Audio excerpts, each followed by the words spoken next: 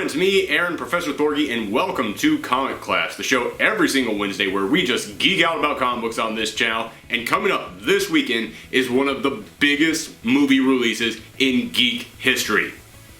Okay, that's a bit of an exaggeration, but Deadpool is coming out and people are super excited about it. This is a character with a strong, die-hard fan base that has been begging Fox to finally get him right, especially after how badly they screwed him up in Wolverine Origins, and it looks like they might finally treat him right. They might finally do it. However, this film has already come with a bit of a controversy, and that controversy is that this film is rated R. It's one of the few superhero films out there that is rated R, and yet he has a fan base that is made up of mostly teenagers, so many people have been asking the question. There has even been a change.org petition gone up to make this film PG-13. So with all this cry of outrage and everybody protesting it, I'm here today to try and answer the question, should Deadpool be rated PG-13? Short answer, no. Long answer, no. Now before I really go into detail about this debate, let me go ahead and address something that I know a lot of people in the comments are going to bring up, which is simply that, hey Aaron, what gives? Didn't you say in previous videos that you were nervous about this film because of the R rating? And yes, there are numerous times in my previous videos in which I have said that I was nervous about this film because it had an R rating. Because I thought that might mean it would be lazy. Now, before I go any further, let me just go ahead and say I have not seen the film yet because it comes out on Friday and I'm recording this Tuesday night. However, pretty much everybody else at my store that I work at has already seen it. Apparently, I was just off on the one day when the Magic Movie Man came in on his flying horse going, free Deadpool tickets for everyone, and I missed out. So everybody else in my store has already seen this, and I will get back to that and why that's important in just a second. But I was worried that with this R rating, that it would make this movie lazy, because there are so many bad R-rated comedies out there. There's a lot of good ones. There are a lot of good R-rated comedies out there. However, there are so many R-rated comedies out there that think that, hey, we have an R rating. We can just show someone's butt or show someone's penis on screen, and that will be the joke. And it's like, no, you still need to set up a joke. The same thing goes for profanity. I have seen so many R-rated comedies where it's like, we'll just have someone say the F word. We'll just have someone say a really gross thing up there, and that will be the joke because it's R-rated. It's like, once again, no. Swearing is not the joke itself. It can enhance a joke, but you still need to actually work on putting a joke out there. You have to be smart about this. And I'll admit, when I saw those trailers, I was like, okay, there's like one or two jokes in there that are pretty good. The rest of these are people just saying gross things, are people just saying swear words. It looks like just gross out humor, which I cannot stand. However, like I said, pretty much everyone else at my job has already seen this film, and they all came back going, no man, it's good. It is smart. They don't do that thing that you were worried about. They actually work on the jokes. They actually took their time to make sure they got this right. So, my complaint is gone now. I am eagerly awaiting this film, and I will do a review on after I have seen it. However, even if I still had that complaint, and even if I went and saw this film and I went, yep, they did exactly what I was afraid they would do, this film still needs to be rated R. Also, before I go any further, let me just say that the MPAA censorship board is corrupt, prejudiced, and follows an archaic set of rules to decide what movie gets what rating. So if I'm agreeing with them on something, you know I'm passionate about this. We need this movie to be rated R because it's time that we finally start getting variety in our superheroes. And don't get me wrong, we do indeed have variety. I'm not one of those people out there who's like, oh, all Marvel films are the same. It's like, no, a couple of years back, we got a spy thriller and a raccoon in space in the same year. There is indeed variety in our superhero films. However, they all seem to still have to follow similar rules. They all seem to still have to go, okay, well, we can't go too far with this, or we can't go too light with this. We have to still remain kind of in this area of quality. If we can now start making some of these characters R-rated, that means that there is a whole nother level to filmmaking that we can go with that we haven't been able to touch yet. And I have heard so many people saying, yeah, that superhero craze, that's about to go, man. That superhero craze is coming to an end any day now. And granted, I have heard those exact same people saying this for the past 15 years. People, if something makes it more than a decade, not really a fad anymore. Reality TV is still going, okay? That's not a fad, and superhero films, not a fad. They are here now. However, that doesn't mean that people won't get tired of them. That doesn't mean that people are going to go, oh god, it's just this thing again. The reason why things succeed and the reason why things last as long as they do and remain popular is because they can keep changing. Like, I remember the last time that everybody was saying, yeah, those superhero films, they're about to go. Then Iron Man came out and Samuel L. Jackson suddenly popped up and went, I want to talk to you about the Avengers. And I was like, wait a minute, wait, are these films going to be connected? Shared universe? What the heck is that? And that got people excited again. That kept it going.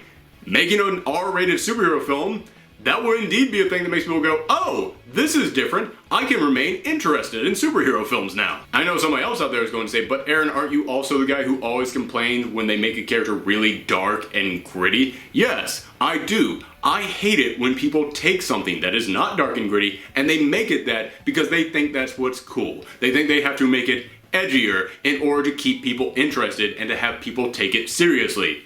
Deadpool and the upcoming Deadpool film are not dark and gritty. Just because something is R-rated does not mean somebody came in and went, well, we have to make this really gruesome and dark and gritty and serious. No, Deadpool, if you were to take all of the violence and the swearing and the crude humor and everything in a Deadpool comic and make it live action, hell yes, that thing would be rated R. This is not a betrayal of his character and is not taking this character and removing all the flavor from him and trying to make him dark and gritty. This is a character whose superpower is he is constantly shot and stabbed through the stomach and exploded all over the place, and then he comes back together as one and murders people.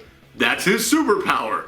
That's not a PG-13 film. And honestly, we need that. That is another reason why this has to be rated R, is because we have to finally prove to people that just because something is rated R doesn't mean that you have to take all the flavor out of it and turn it into some big, gray, serious mesh. Look at these pictures. I swear to God, this is true. I was at the movie theater recently, and I just happened to walk out of the theater, and right across from me, I saw 4 movie posters, and every single one of them was dark and gray with one primary color and one solitary figure standing there. Every single one of them was exactly the same because that's what Hollywood thinks you need to do to be taken seriously. And then I walked down the road a little bit more and saw 4 more posters exactly like that. And then I walked down a little bit more and then there's this asshole.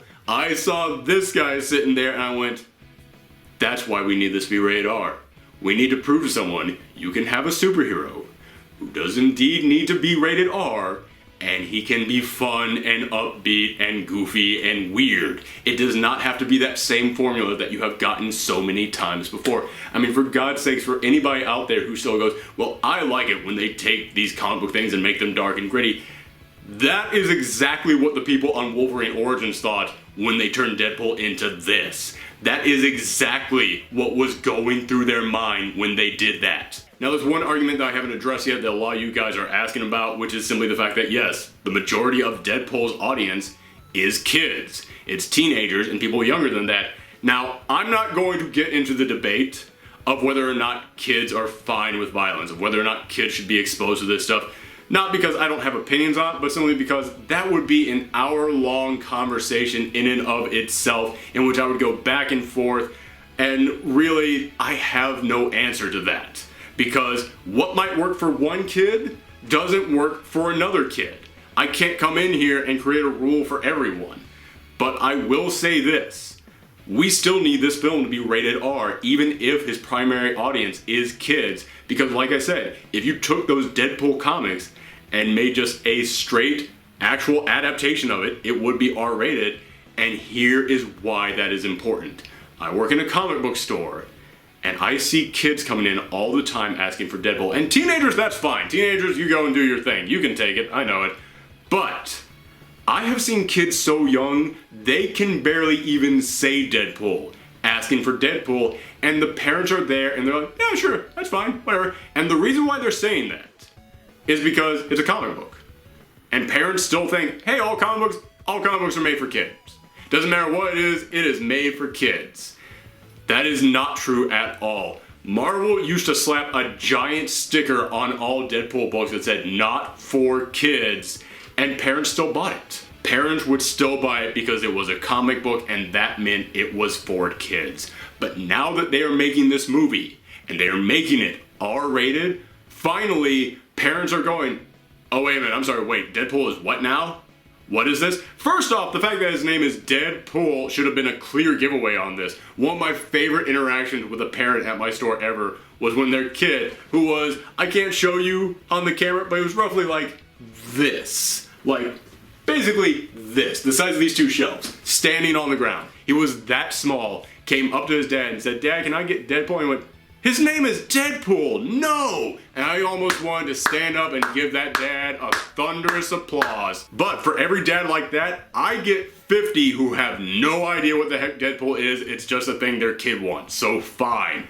But now that it is a movie that's rated R, parents finally know what the heck Deadpool is. They are going to take their kid to the theater and suddenly go, wait a minute, what does that say there? R? You didn't tell me this was rated R.